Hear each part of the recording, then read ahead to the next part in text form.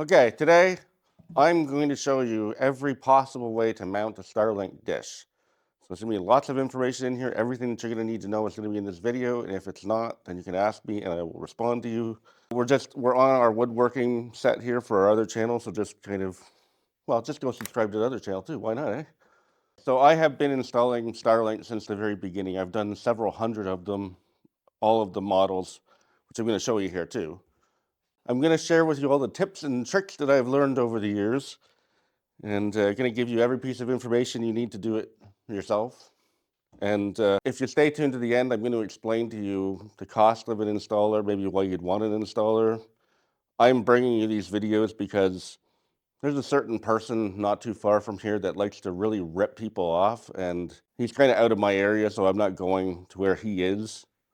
So maybe you can save yourself a few $100s by not having to hire this guy. Okay, so if you happen to be in Canada and you're ready to order a Starlink, we're going to give you a referral link down below. And that's going to give you and I a free month of internet, so you might as well use it. If you're in another country, I don't know, maybe ask a friend if they have a referral code, because you should try to get that free month of service. Okay, so let's start out with Generation 1, an oldie but a goodie. I'm not going to waste a lot of time on these because they're ancient history, but there's your Generation 1. This is an arm off of a TV satellite dish, so either Shaw, Bell, or if you're the States, DirecTV and Dish Network. And all you do with this one is you just push in the little clips, and you just push them out of the way. And then a lot of these have holes in them already, so you just kind of line the hole up, put a bolt through. That's all you have to do. You can use a longer arm. I don't know why this one doesn't have the base plate. I think I got it at the dump or something, but anyway, this is a regular TV arm. Okay, so that's all you have to do for round dish. Okay, Generation 2. This is a plumbing coupling, 1¼ inch. All I do with these, stick them on the arm. I'm not going to loosen the clamps to get it on there, but you can imagine that it goes on there. And then you just take this, which is a different size. Then just stick it in there and clamp them both down. Done. We'll address the Mini really quickly. When you get the Mini, it has a pipe adapter. So if you get one of those TV arms, you can stick it on there. Or you can just use the little kickstand and set it on the ground. Okay, on to the star of the show here, the Generation 3. So that's what it comes with. This is all it's good for. Setting it on the ground or on a picnic table or something like that. So we want to install this properly. You just get your thumbs in there and pry upward and then pull it. That's where it locks in. So a variety of different mounts here. We're going to link all these on Amazon as well, all the ones that I use. So this is just a pipe adapter. You just put it in there. It has these little screws in there that go into the little channels there. They do come with little foam pieces you can put in there too. So all it does is it just wedges it in place so it can't come out. See if I can actually do this here. Okay, so these are good for every single style of J-arm except for one. Okay, so this is good for up to a 2-inch outside diameter pipe. So this one here is for your Jupiter series dishes for either ExploreNet or HughesNet in the States. This does not fit on here. This one, which comes from Starlink, does fit on there. You just have to bring the screws out and you get it. And then this one, you just put it in there and it just snaps in. You don't have to worry about putting the screws in. Okay, this is another Starlink mount from Starlink. This is a fascia mount. I have a lot of these mounts because people buy them because they think that they're the right part for the job, and they're not most of the time. So you just stick that on the fascia. Problem with this is it's not very high, and it's a huge problem. A lot of times it'll hit the roof, or if you get snow, especially if you get a steel roof, you get an ice slide, you can wipe the dish out. So you have to kind of have it on the way where it's facing like this, so the roof would be over here, because you can't certainly go that way. So I don't use these very often, and they're really expensive. Okay, so that's that, and I'm going to show you now the mount that I use most of the time. This one is not very much more money than this, but you get a whole lot more with it. You don't need to worry about tracking down an arm. And it gives you a lot of versatility because this is adjustable. I can't tell you how many I have of these. I have a ton of these. I just can't bring myself to get rid of them. This part attaches to the mount, the dish mount part. Okay, so we're gonna stick a bolt through. And for some reason, they don't give you the right size wrench anymore. It used to give you the one that was the right size. Now they don't. I guess this. Like you really want to drive a screw in with this. I don't know.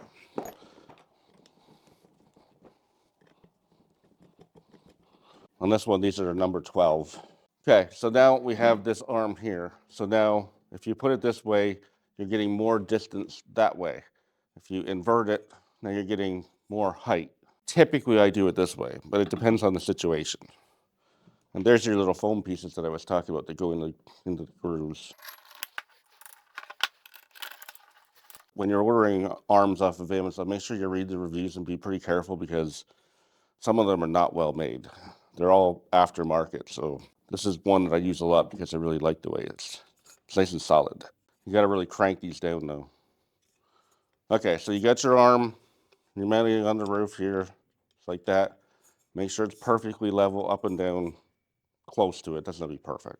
And then when you have your slant here, you're going to kind of duplicate the angle that the kickstand had. So you're going to be something like this. But don't worry about it because once you go to point the dish, it's going to tell you if it doesn't like the tilt. So the app will let you point it properly. I just like to start in relatively the right position.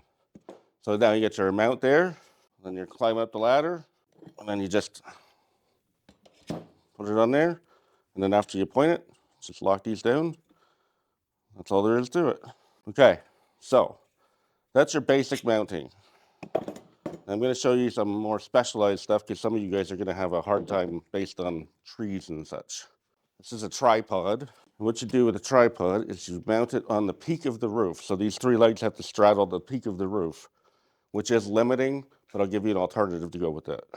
So then just go get yourself a 7 or 8 foot pipe, and then it just slides in there, bolts, holds it in place. Now in this application, when you have to point the dish, you can just make sure you can just turn the whole pole and then lock it down. Okay, and there are 2 different kinds. This is the one I've already shown you. This is the Jupiter arm, and then there's a Viasat arm, which is small enough for this to go on. Same idea.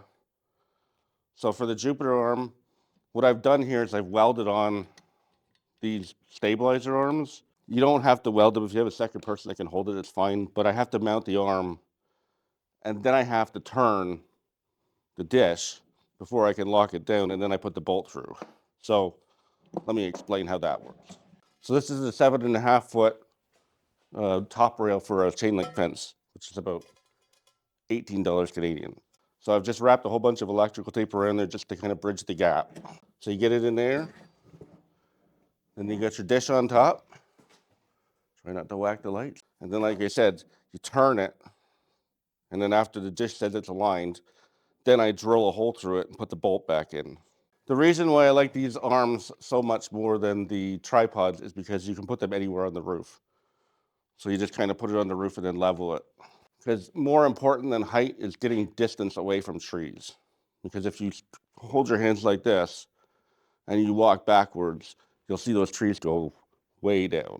Okay, and then finally, I don't have one of the Viasat arms here because they're all buried in the snow outside, but I'll use this as a representation. So the Viasat arm, take your stabilizer arms off, which are going to look like this, and then take the base plate off, and then take the arm and just chuck it. So then you're going to take your base plate and you're going to bolt it on the bottom, and then you're going to wrap your stabilizer arms around it.